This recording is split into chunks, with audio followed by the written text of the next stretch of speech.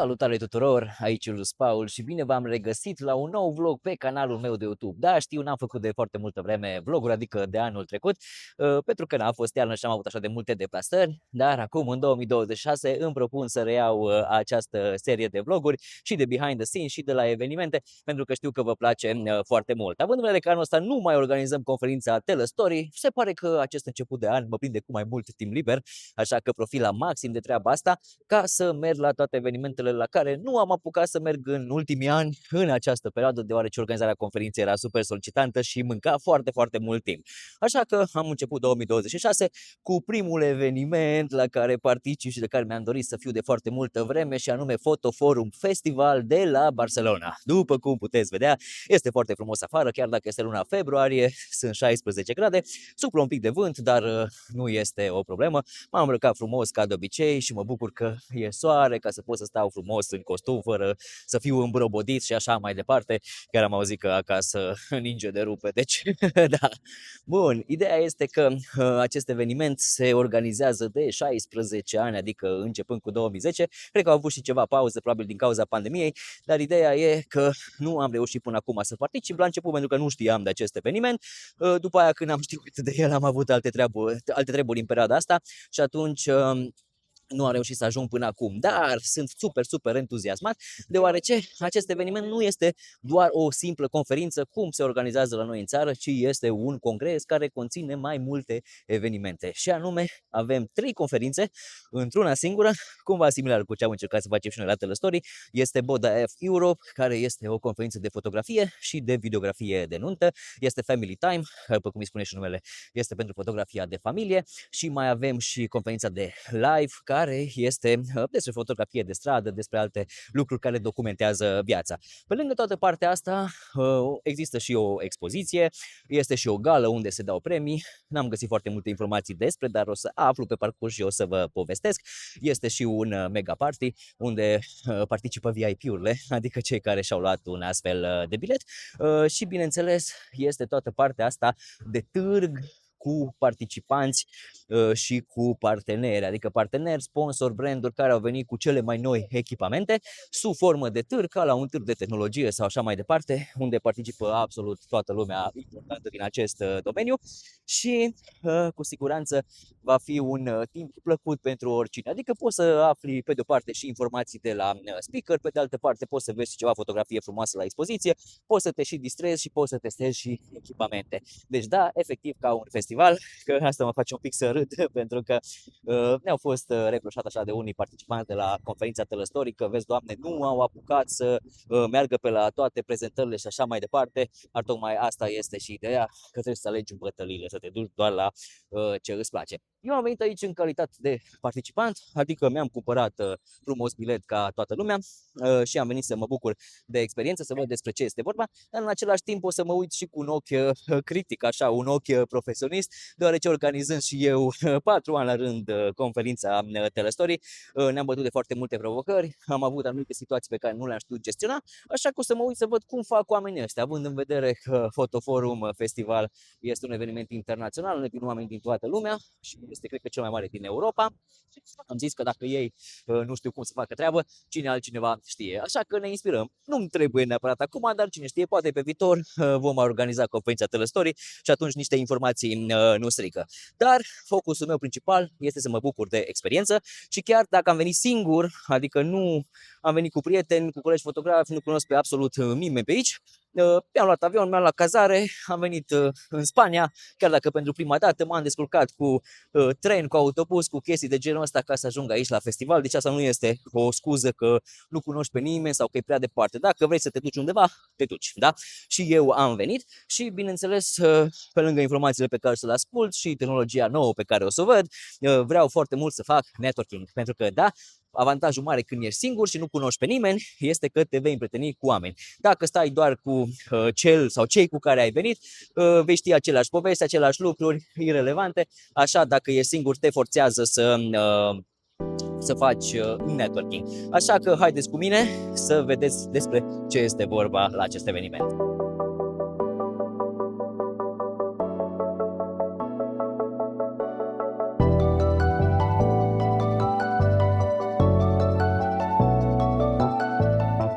Apreciez foarte mult faptul că oamenii ăștia dau și ei brățări, nu mai dau badge-uri și după cum vedeți mi-am luat bilet VIP, adică se pot participa la toate cele 3 conferințe care au loc aici, BODA, de care vă spuneam, sau BODA F, depinde cum se pronunță, keynote-urile care sunt la partea de târg, unde vin speaker care să vorbească mai mult despre partea tehnică a lucrurilor cu diverse echipamente. Avem family time și live, unde puteți să vedeți și speakerii. Oricum puteți să intrați și pe site-ul lor, v-am lăsat linkul în descriere, ca să aflați totul despre eveniment. Așa că hai să dăm o tură pe aici să vedem despre ce este vorba la târg.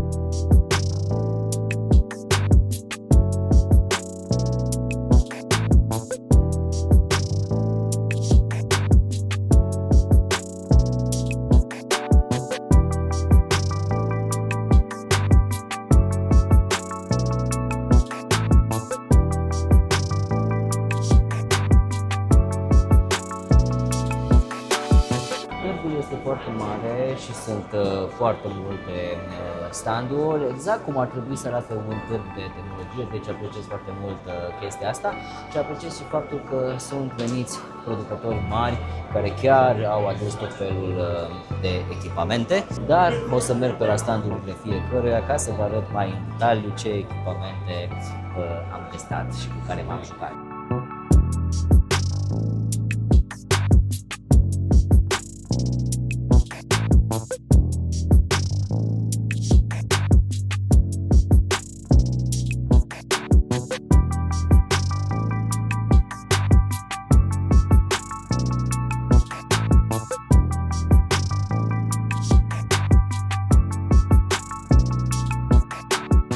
Există și un stand pe unde poți să-ți iei o cafeluță, o păstărică, dar după cum puteți vedea lucrurile aici sunt contra cost, adică da, la Telestory curge cafeaua ca la robinet și toată lumea poate să bea în mod absolut gratuit, însă aici se pare că toată lumea trebuie să plătească. E și asta un business, că dacă stai așa și te gândești, la conferința Telestory din 2025 s-au băut în total 1400 de cafele. Dacă luam numai 15-20 de lei pe un cappuccino, gândiți-vă și voi cam câți bani în plus aduceam la buget. Glumesc, dar ideea e că ați înțeles. Oamenii nu știu să aprecieze anumite lucruri decât în momentul în care pot compara sau în care ele nu mai există. Am primit și acest pachetel, adică o plăsuță, care nu știu dacă are rost să fac un unboxing, deoarece conține doar niște materiale promo de la parteneri. Adică nu, e un goodie bag din adevăratul sens al cuvântului, cu produse sau cu chestii foarte cool de luat acasă. Îmi place faptul că există o garderobă unde poți să îți lași bagajele și bineînțeles dacă ai nevoie de traducere, pentru că universități sunt în spaniolă, poți să vii aici și să le ceri. Ok, thank you very much! Da, avem o căscuță cu traducere în video.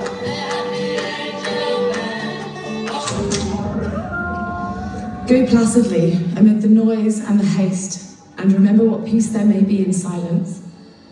As far as possible, without surrender, be on good terms with all persons. Speak your truth quietly and clearly. Avoid loud and aggressive persons, they are vexations to the spirit. If you compare yourself with others, you may become vain or bitter, for always there will be people greater and lesser than yourself. Enjoy your achievements as well as your plans. Keep interested in your own career, however humble. It is a real possession in the changing fortunes of time. Está medio que, te lo juro, se lo enseño a ella, es como con miedo, temblando, y como que se pone a ver ahí con los casquillos y tal, y ahí como detrás dando vueltas por la casa, como esperando el veredicto, ¿no? Pero es que creo que si no hay ese ejercicio de, como de vulnerabilidad, de que no sé muy bien lo que estoy haciendo, entonces nunca estás creando. O sea, crear por cojones sí o sí supone que no sabes. Si no lo pruebas un método y eres un artesano que hace 70... No alimenta, no se ven los matices de la sociedad, no se ven los matices de los tipos de relaciones. O sea, es difícil ver en un Vogue o web, lo que sea, una pareja queer, es difícil. Entonces, ¿dónde está representada la sociedad? Como que Disney ha hecho mucho daño, al fondo. También. Sí, como toda esta mirada romántica también. O sea, sin querer quedamos en todos estos gestos de validación romántica, o sea, como buscar ahí como, no, ya pónganse así, el beso pero que no, que se lo dan pero que no se lo dan, como pensando que eso es lo que describe mejor el amor o algo así, y no es así, o sea, tenemos que tener una mirada más adulta de eso. Okay. Big and hugs for the Romanian community. We missed you. we miss you. It There's was a- really fun to be there. We would like to go again. Yes. So please invite us somehow. People that drinks a lot. It was wild. Yeah, it was wild. And I don't know if you know, I organize a big photography conference in Romania. It's called Tell a Story. Okay. I don't know if you know, but it's Yeah. not important. This year we take a break because we have a lot of financial problems. Yeah, Okay. normal, But yeah. maybe next year we will organize again. Would you like to come to Romania? Absolutely.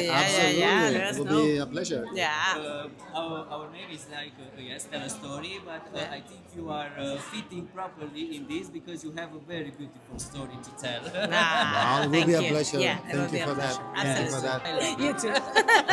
Thank you very much. Pleasure. Thank you. Thank you.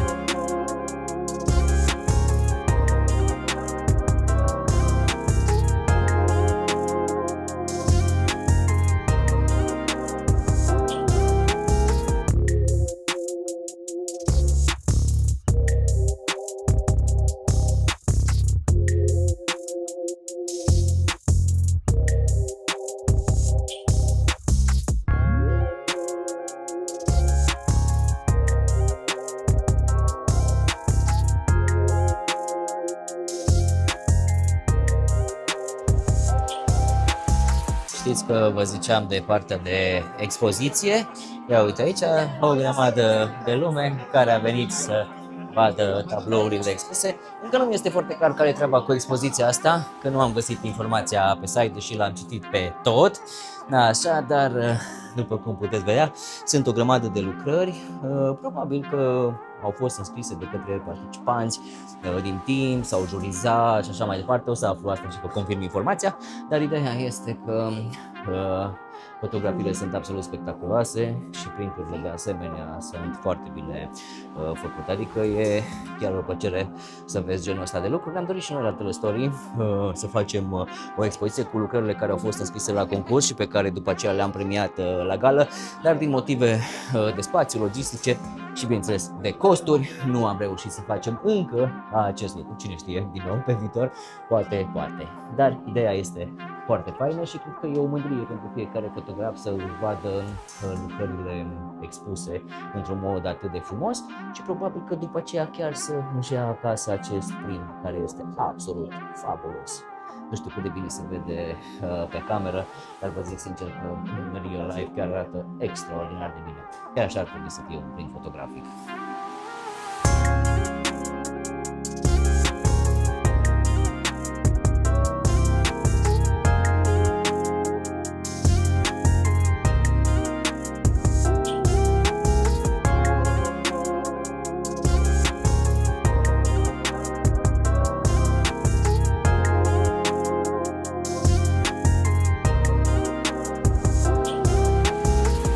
today's idea, our photographs can't do all talking. Apologies to the Richters and everyone who's gone before, and everyone who's probably going to talk tomorrow as well, who are going to show you some amazing images and some cool parties and all kinds of chaos going on. But that's not what I'm talking about today. I want to talk about this idea that our photographs can't do all the talking. For years, I didn't believe this. But your worth as a photographer has nothing to do with how many views and likes and shares and comments you get. It's deeper than that. But the mindset shift. As a business, it doesn't matter how good your work is if no one knows why it exists. I was one of those photographers who hated the idea that my value was linked to likes on Instagram. And a light bulb moment for me was finally understanding that photography and social media are not the same game. Photography is craft, it's timing, it's intent and vision and passion and instinct and taste. You can spend years refining that. Social media is completely different. Social media is attention and repetition and building trust with your viewers. You can be exceptional at photography and be completely invisible on social media from a business point of view. One is about making something meaningful. The other is about making sure people not just notice it, but start to understand what you're trying to do. And they require very different energy from you. By the time I see you next year in Romania for the big event, I want you to have been working on your content. I want you to view your content as a year-long goal. When you post on social media, I don't want you to look at your results every day. I don't want you to look at your results every week. Forget about views and likes and shares. What you're trying to do between now and next year is to start writing the book of who you are. Every post on social media becomes a new page, a new chapter of who you are. So by the time we get to next year, you should have built up a much clearer picture of who you're trying to help, what you can do, and why anyone should care about what you're putting out there. Don't create just for the sake of creating. Try and link it to who you are, what you're trying to do, and put a little piece of it on your content. And don't worry about the success of it. We're looking at this for the long term. And hopefully I will see you in Romania next year. Unless that was a major surprise and I wasn't meant to say that on there. There you go. Off the top of my head, what else? Yes, it was perfect. Thank you very shit. much. Okay, try and make me look less stupid. Iată că m-am întors înapoi la hotel după prima zi a conferinței și voiam să împărtășesc rapid câteva impresii la cald cu voi. Oricum am tras deja câteva concluzii și probabil o să mai trag și în zilele următoare, așa că vi spun toate la final ca să le pot compresa, ca să nu vă țin foarte mult de povești. Dar ce voiam să vă spun astăzi, pentru că ați văzut până acum pe parcursul vlogului că nu am postat videouri sau impresii de la toți speakerii care au fost pe scenă, pentru că nu mi-au plăcut toți speakerii. Și acum asta cumva este absolut normal, nu poate să îți placă toată lumea și nici nu ar trebui să-ți placă, pentru că dacă orice se vorbește pe scenă îți place, înseamnă că undeva acolo este o problemă. Dar ideea este că un lucru pe care l-am observat legat de treaba asta cu speakerii, lucru pe care n-am încercat să-l facem diferit la conferința Telestory, este tocmai faptul că ei au avut mână liberă să discute despre ce vor ei. Adică cumva, înțeleg organizatorii, fiind o conferință internațională, de datoria ta ca organizator este să aduci anumiți speakeri, să-i pui acolo pe scenă, iar ce vorbesc ei este strict responsabilitatea lor, nu a ta ca organizator. Și așa este în mod normal și așa ar trebui să fie, doar că noi ne-am dorit puțin să facem lucrurile diferit și anume fiecare speaker să primească un subiect, tocmai ca să nu se repete subiectele și să nu fie doar cu chestii motivaționale, cum am observat că practică speakerii străini. Adică ideea e că tu ca organizator i-ai adus pe oamenii acolo, cei care, nu știu, au fost votați în formatul de feedback, cei care au fost ceruți, cei care cei pe care tu îi consideri ca fiind relevanți în industrie în momentul de față, iar dacă acei speakeri își fac o prezentare responsabilă și așa mai departe, este strict problema lor, nu a ta ca organizator.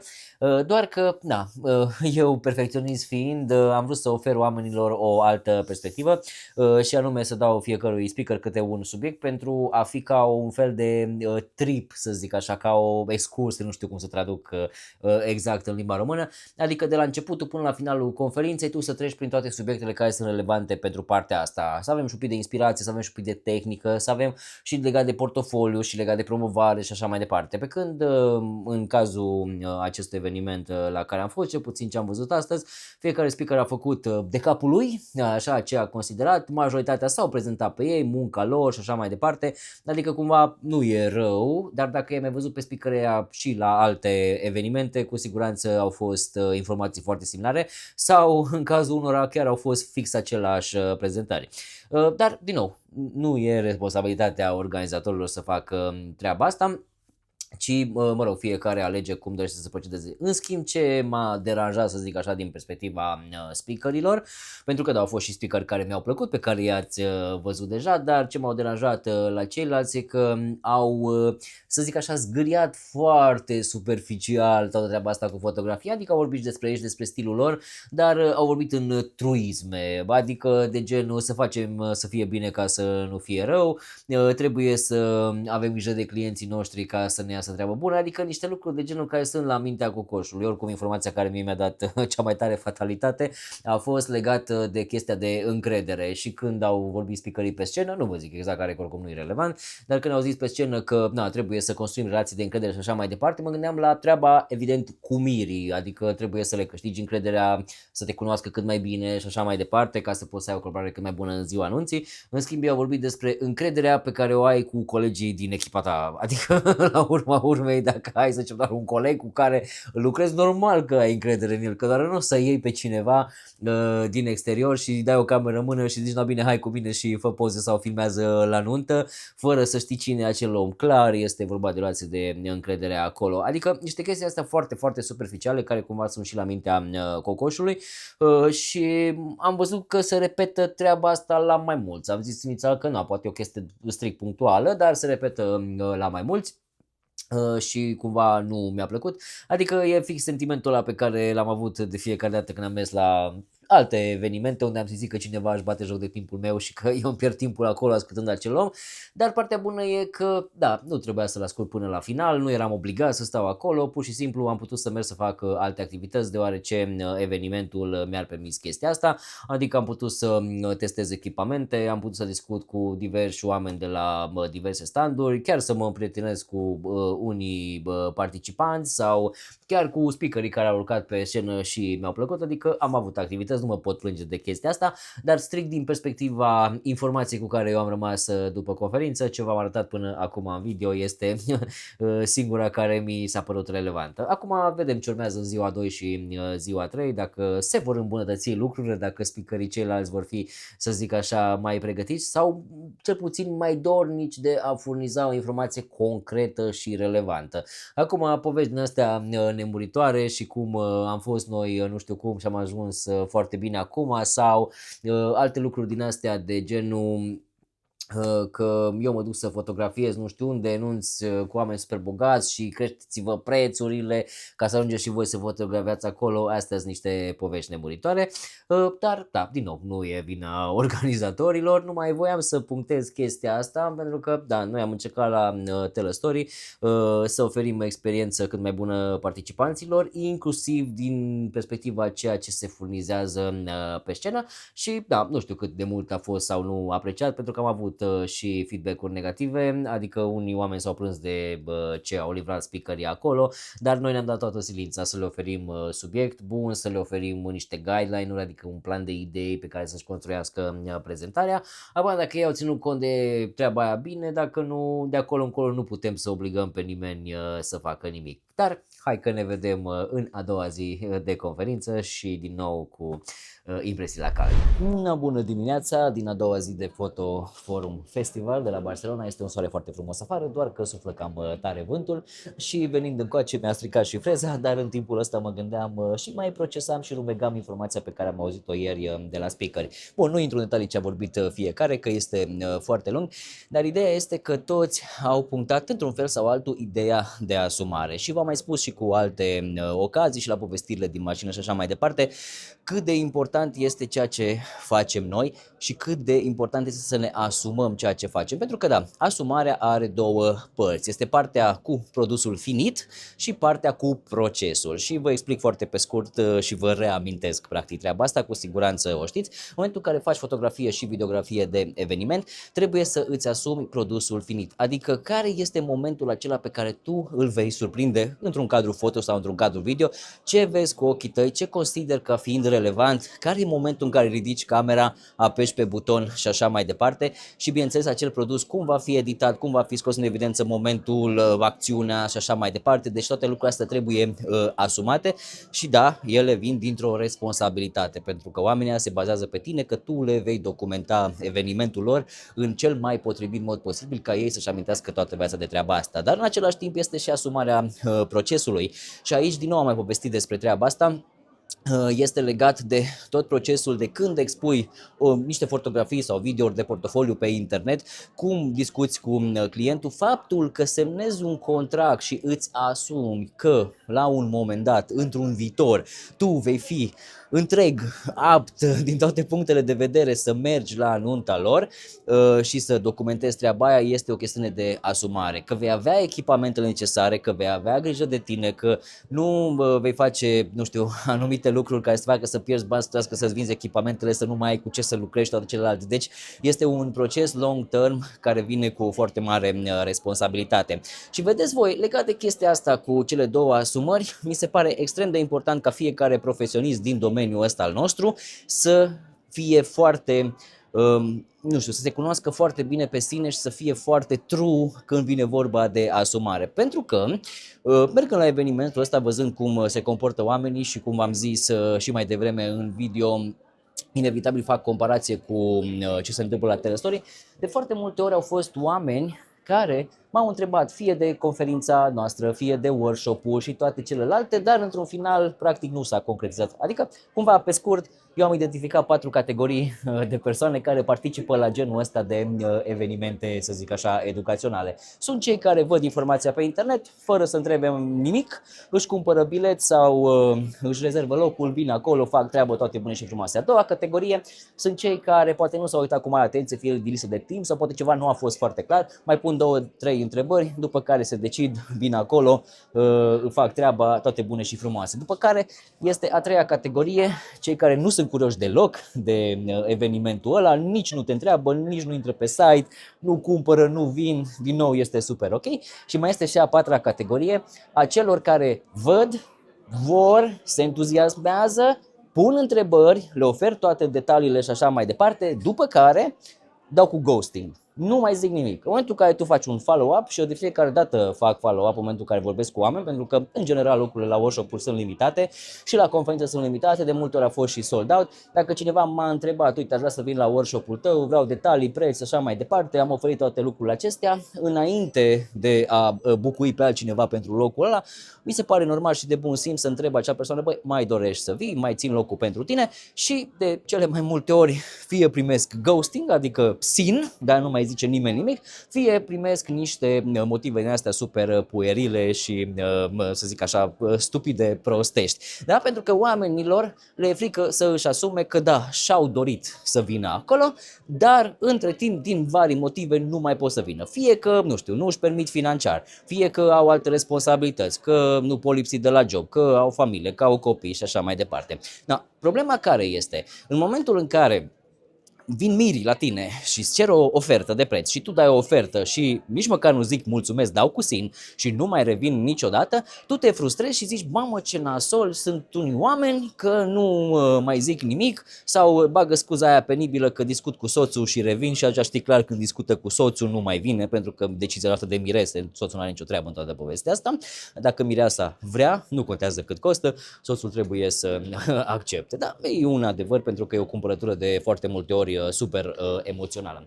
Și atunci oamenii ăștia se frustrează când Miri practică chestia asta. Ei, în momentul în care sunt ei clienți, că practic acei oameni, dacă vor să vină la un workshop sau la o conferință, ei devin clienți și procedează fix la fel. Adică în loc să zică, da, băi, uite, mi-am dorit foarte mult să vin, mi se pare super fain, prețul mi se pare foarte corect, dar uite, mi-am dat seama discutând cu soția că avem acum niște cheltuieli și nu pot să-mi permit chestia asta, sau că am discutat la serviciu și nu mă lasă, adică asumă-ți ceea ce s-a întâmplat. Nu scuze din alea penibile că mi-a născut pisica, că soacră mi-a dat de croșetat nu știu ce șosete, că hau, că bau și alte lucruri. Pentru că în momentul în care îți dorești cu adevărat să mergi într-un loc și să faci ceva care la urmă este pentru tine, nu te obligă nimeni să mergi acolo, e decizia pe care tu o iei, găsești și faci pe dracu un patru, cum se zice, ca să te duci, da? Adică vreau să merg acolo, deranjez omul ăla să-l întreb detalii, să-mi ofere tot ce trebuie și așa mai departe.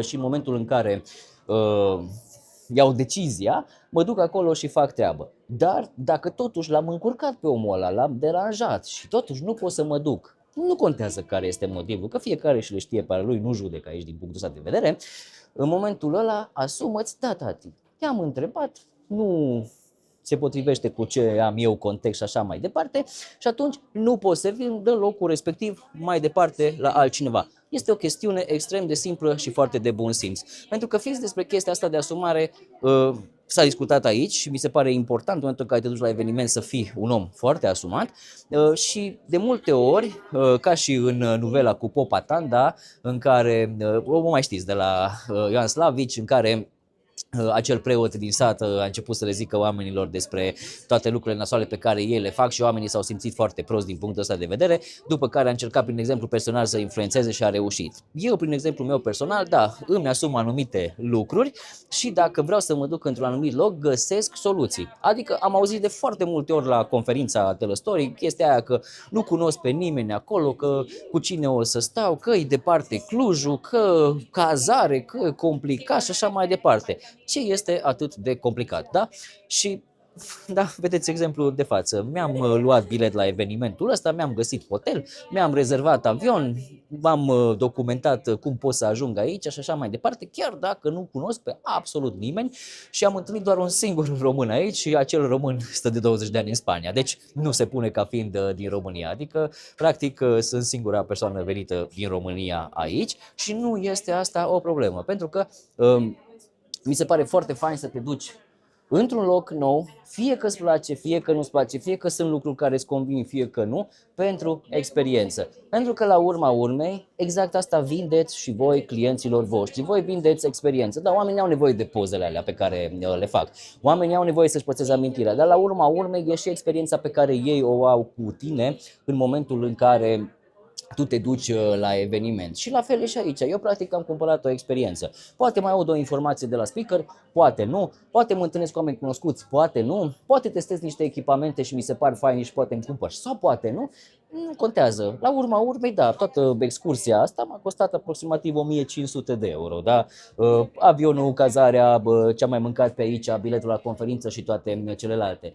Dar ok, banii ăștia sunt mulți, da? Pentru că muncim pentru ei, la fel cum munciți și voi, muncesc și eu pentru treaba asta.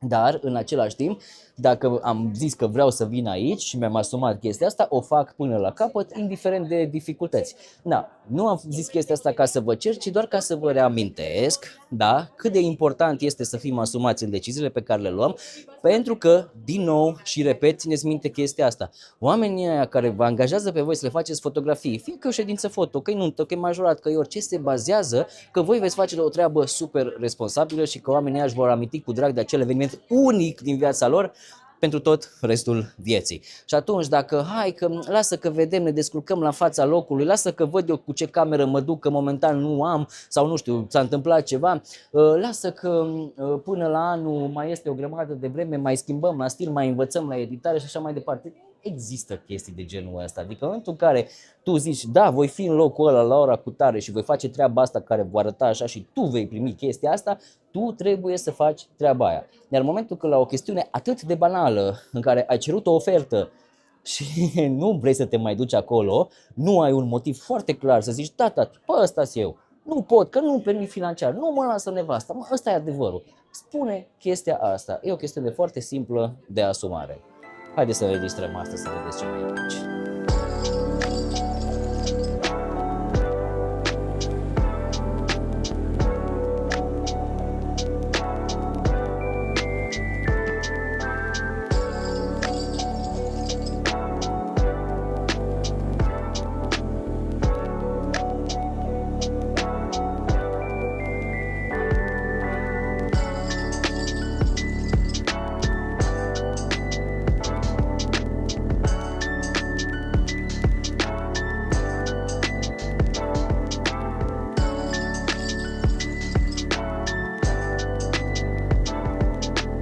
So we have these for weddings. Basically, it's an app that we can use to custom the frame of Okay. the text prints. And basically for weddings, if you want to add the couple's logo, Ok, ok. we can use it here. And then all the pictures we print will be with the logo of the husband and wife. That's nice. So that's cute. I think this is for guests. It's a... Exactly. Okay. So it's in all formats available, and basically we can do the design we want. Okay, okay. So for example, this is the 90s filter, Yes. and you can also put the intensity, less intensity of the filter or more intensity. So it will become more 90s. And if you do something like this, Wow.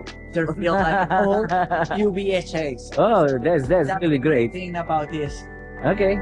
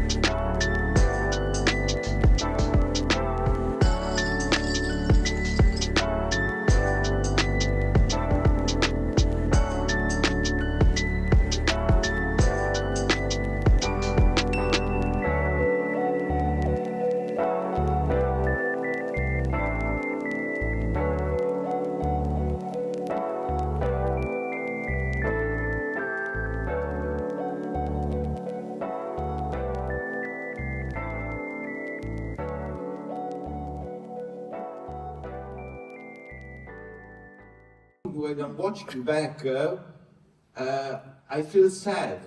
I feel sad because something is wrong. Something was really wrong there.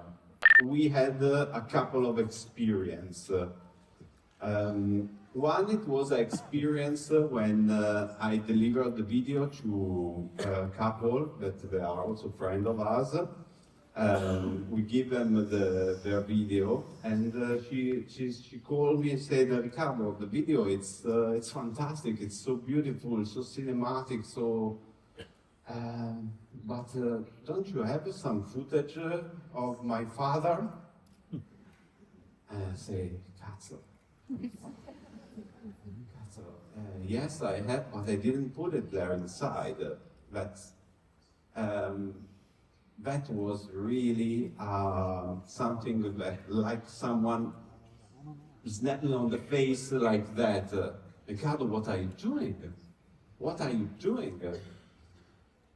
It was really a bad experience, but it was a kind of moment that it's changed everything a little bit in me. In our work, we had to come back to the roots, to come back to the place where we started, with that kind of curiosity, with that kind of energy, with that kind of humble being.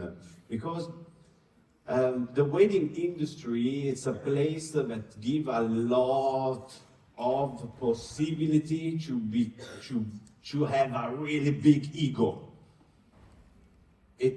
I think that a lot of you, they are looking have more visibility, to show much more faster their art and their stuff.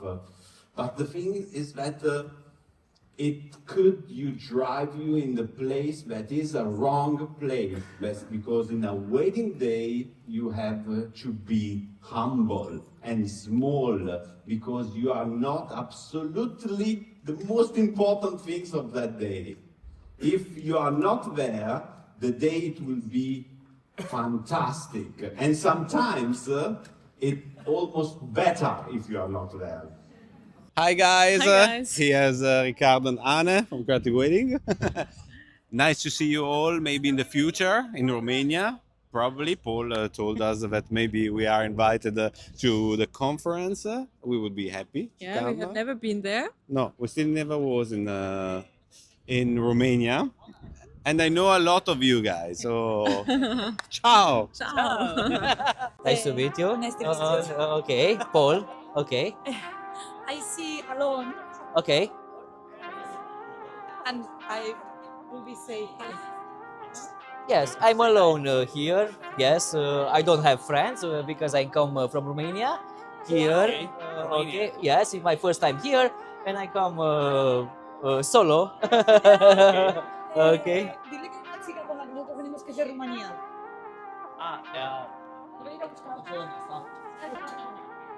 We met a girl from Romania. A girl from Romania. Yes. Who is she?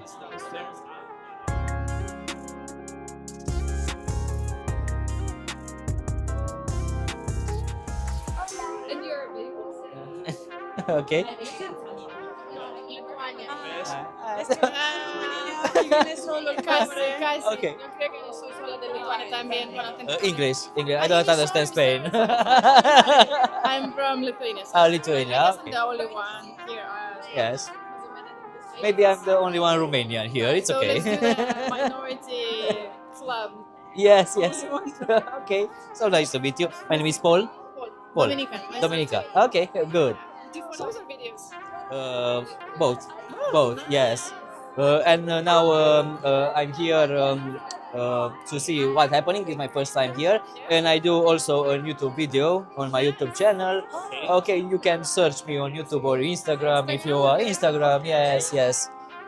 Making new friends. Of course, no, that's why we are all here. Yes. The main thing is to make new friends.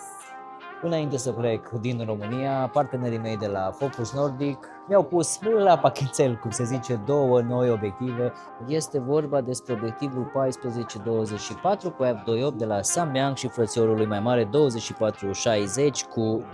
Ce îmi place foarte mult la aceste obiective e că sunt foarte, foarte ușoare și le-am putut ușor aduce cu avionul.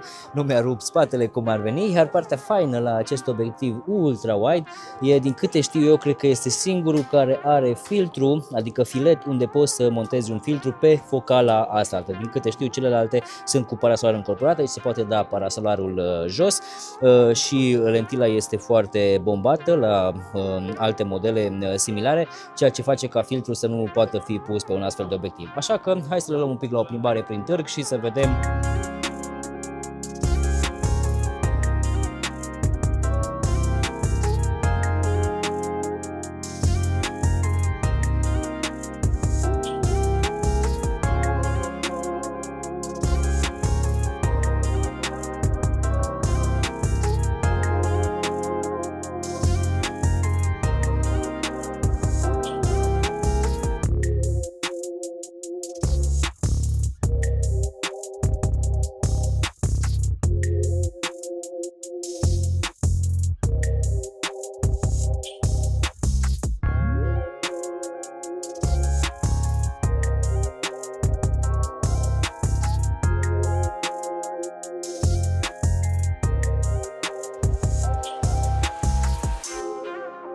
Smile. They are nice. Nice, you can. Yeah, Not that heavy. not that heavy, yes. For traveling, they are the best. You have 2460 2.8, and I have another 1428. And yes, it's no, Romania. Look like Italian. Yes, my second home is Italy. You guess well. Yes. Este într-adevăr o plăcere să lucrez cu aceste obiective. Partea faină, cum vă spuneam, e că sunt foarte, foarte ușoare, sunt super bune pentru partea de traveling. În același timp se mișcă foarte bine și la autofocus, probabil că neavând o sticlă foarte grea înăuntru, se mișcă și mult mai bine. Acum, într-adevăr, pe Sony A9, pe care l-am folosit eu, care e un pic mai vechiuț așa și e și folosit destul de mult, s-ar putea să nu îmi dau seama exact de capacitățile de autofocus și, bineînțeles, de calitatea imaginii, dar cu siguranță pe camerele mult mai noi se descurcă mult mai bine pentru că, algoritmii de autofocus și așa mai departe. Dar sunt niște chestii foarte nice și probabil că dacă ar trebui să mă duc într-o excursie și să mă axez și pe făcut fotografii, probabil că cele două le-aș lua cu mine. Adică nu le laud că sunt de la Focus Nordic, stați liniștiți că nu fac eu chestii de genul ăsta, dar chiar sunt destul de ieftine și pentru travel, din punctul meu de vedere, este extraordinar. Sau dacă, nu știu, faceți content creating, unde reel-urile rezistă pe internet 3 zile după care mor, cu siguranță nu merită să investiți o căruță de bani în obiective și astea pot fi chiar foarte bune.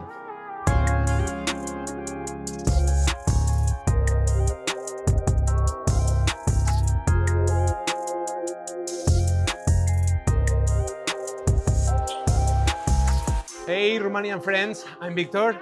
I only want to say hello, hello, hello. Please come to Barcelona to this incredible conference or come to Spain for enjoying the weather. Okay, whatever, okay? Yes. Yeah, bye-bye. Do you want to be at our Telestory conference next year? You would like to be there? Yeah, for sure. Yeah, of course, So, why not? If we will So you only have to invite me. Yes.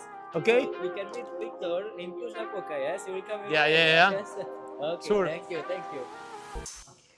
Și uite, asta a fost experiența mea în Barcelona la Photo Forum Festival, adică în special la conferința Boda F. Ideea este că am zis că revin spre voi mai devreme în video cu impresii în a doua seară, dar de fapt este a treia seară când mă întorc acasă. Astăzi, în a treia zi, am dat skip la conferință, deoarece e doar conferința de familie și conferința live, dar problema este că amândouă sunt cu speaker spaniol și nu există traducere pentru că sunt în săli mai mici, așa că am zis că nu are rost să merg, doar pentru târg sau alte activități, oricum mare parte din public deja a plecat pentru că ei au venit doar pentru Boda F. Ideea este că v-am zis că revin și cu niște impresii. Prima dintre ele, cea care e de fapt importantă de înțeles despre evenimentul ăsta, despre acest congres, e că el, față de conferințele care se fac în România, inclusiv conferința Telestory, are scopuri diferite. Adică în România evenimentul pe care noi îl facem și cele care sunt făcute și de alți colegi organizatori de conferințe sunt în mare parte legate de community building, adică oamenii se cunosc între ei din mediul online, își urmăresc fotografii preferați pe internet, iar în momentul în care se adună la conferință au ocazia să îi cunoască și, bineînțeles, să și comunice între ei. Și acum, partea asta cu community building e că în jurul fiecărui brand, cum este și brandul Telestory, s-au adunat niște oameni foarte faini și e foarte important ca ei să interacționeze și în mediul fizic, să ne cunoască și pe noi cei din spate, adică pe mine și colegii mei din organizare. Și atunci, practic, conferința asta mare pe care noi o facem are prima dată scop de a se întâlni toți acești oameni împreună, unde se întâmplă evident socializare, îmbrățișări, pupături și așa mai departe, party-uri, tot ce trebuie, iar partea educațională cumva este al doilea principal motiv. Deci primul este să ne întâlnim unii cu alții, al doilea să și învățăm de la speaker și evident că învățarea nu e doar unidirecțională, adică speakerii spun ceva pe scenă și oamenii ascultă, ci se fac foarte multe discuții și pe baza tehnicii și, bineînțeles, al treilea scop e să testezi echipamentele, dar din nou treaba asta e cumva secundară. În schimb, aici la Photo Forum Festival lucrurile n-au nicio legătură cu community building, adică este un congres gândit ca un festival unde vine absolut cine dorește și fiecare om își ia ce îl interesează. Adică, ideea care e? Aici există, da, cum vă spuneam și mai devreme, conferința de fotografie de nuntă, conferința de familie și conferința de fotografie denumită live, da? Este partea de târg, partea de expoziție, deci fiecare participant poate să vină fără să cunoască pe absolut nimeni și nici măcar nu trebuie să facă chestia asta, vede care este programul, vede când sunt conferințele, prezentările în ce săli, când sunt workshop-urile și așa mai departe și alege în fiecare moment să facă ce vrea. Adică cumva scopul este pur educațional și pur de testare de echipamente de ultime noutăți. De asta și motivul pentru care partea cu partenerii, cu sponsorii, există sub formă de târg, adică tu te duci acolo ca la un târg de nunți sau la un târg de orice altceva ca să vezi noile echipamente și poți să stai toată ziua sau toate cele 3 zile în târgul ăla, nici măcar nu trebuie să mergi la prezentări. De ce spun că nu are legătură cu community building? Pentru că aici, fiind conferință internațională, vin oameni din toate părți. Adică, evident, cei mai mulți au fost spanioli, că de asta au fost și speaker spanioli, dar am întâlnit o grămadă de oameni și din Portugalia, și din Italia, din România o singură persoană și acea persoană locuiește în Spania. Dar ideea e că, fiind conferință internațională, nu prea ai ce community building să faci. Pentru că, da, evenimentul ăsta e doar o dată pe an, se întâmplă odată, oamenii îți oferă experiențe și așa mai departe, vii, ți le iei, pleci acasă, nu mai auzi un an de acest eveniment, mă rog, poate mai fac niște postări.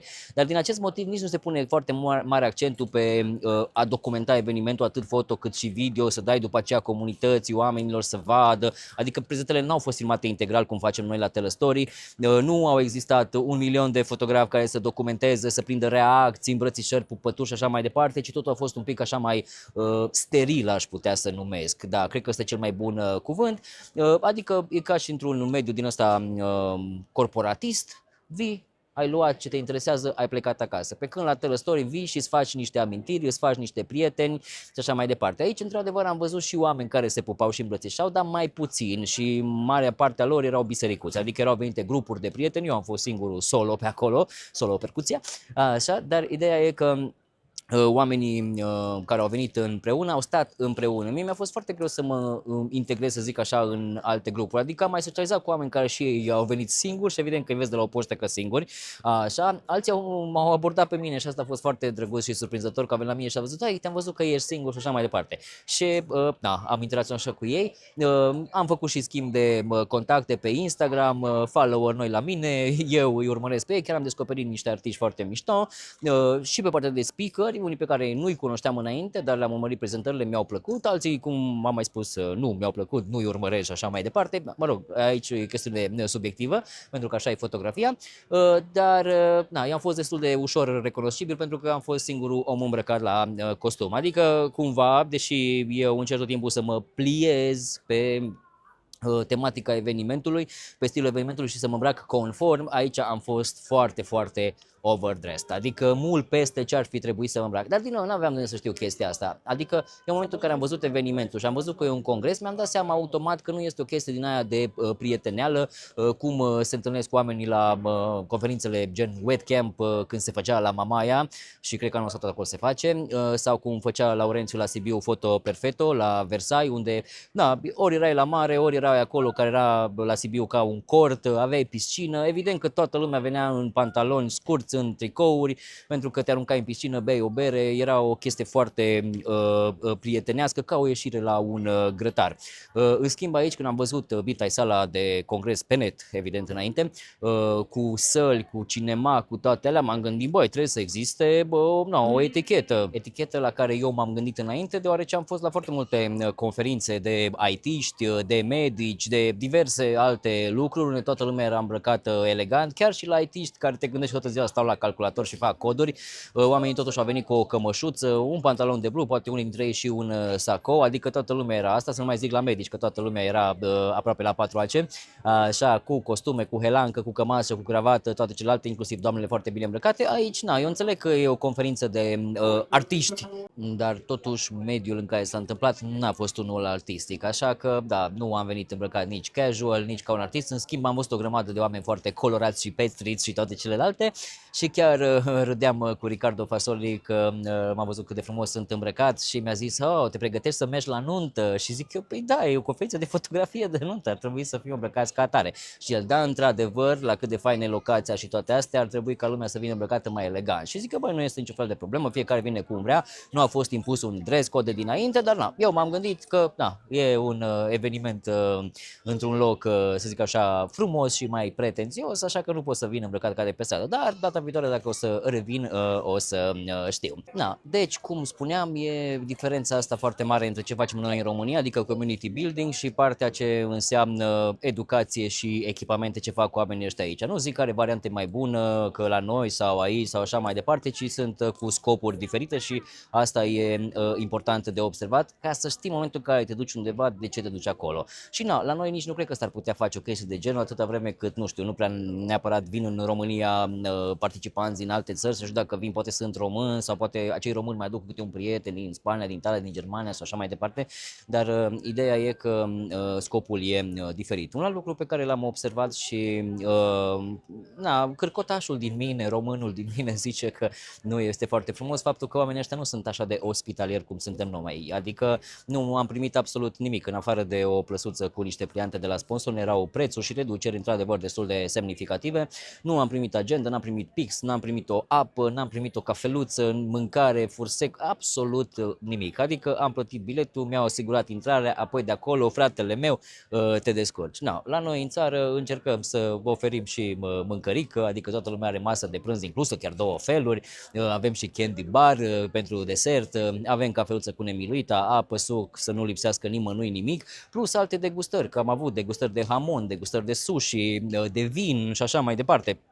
Na, oamenii ăștia nu îți dau așa ceva și la noi totuși, chiar dacă noi le-am dat toate chestiile astea care pe noi, evident că ne-au costat bani, că nu le-am, ca și cum am primit gratis cafeluța sau altceva din altă parte, ci le-am plătit, totuși de multe ori oamenii nu au apreciat și, na, din nou, nu mă plâng pentru că na, fiecare face cum consideră și așa mai departe, dar din punctul meu de vedere, dacă vii la un eveniment de ăsta în străinătate unde plătești mai mult decât plătești la o conferință în țară și chiar la conferința noastră care a fost cea mai scumpă dintre toate și nu primești nimic, în momentul în care vii în țară și primești toate lucrurile astea, știi să le apreciezi. În momentul în care le primești, consider că ți se cuvin și dacă ceva nu-i bine, că nu mi-a plăcut vinul, că mi-a făcut acid la stomac, că nu mi-a plăcut cafeaua voastră italiană, că eu vreau specialty coffee, că nu ați avut lapte de ovăz și de migdale și de soia și de alte nebuni de genul, adică sunt lucruri reale pe care le-am primit în formulare de feedback, să avem pardon, adică noi chiar ne-am străduit, am încercat să facem bine toată lumea, evident nu poți să faci perfect și să mulțumești pe toți,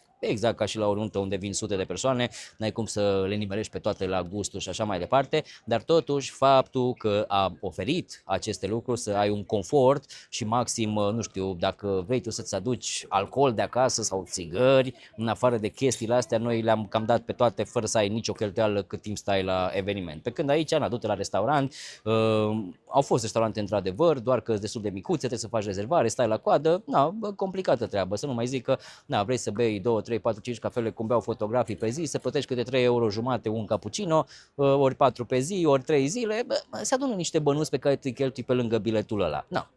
Dar, anyway, nu zic din nou că ce fac ei dacă procedează așa e bine sau că noi cum facem e bine, eu zic chestia de obraz și de ospitalitate.